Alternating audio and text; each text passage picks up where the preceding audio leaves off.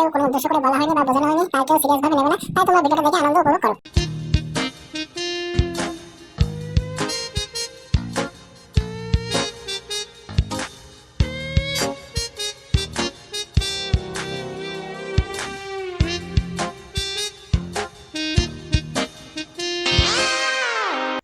ওগো, স্যার তো কাগজ নিয়ে চলে গেল, আমাদের আর তাড়িয়ে দেবে না তো? না গো না, দিলে আর কি করা যাবে, চলে যাব। শালার মিনসে বাংলাদেশে যে কনে থাকতি। এটা তো আমি ভেবে দেখিনি, এবার কি হবে আমাদের?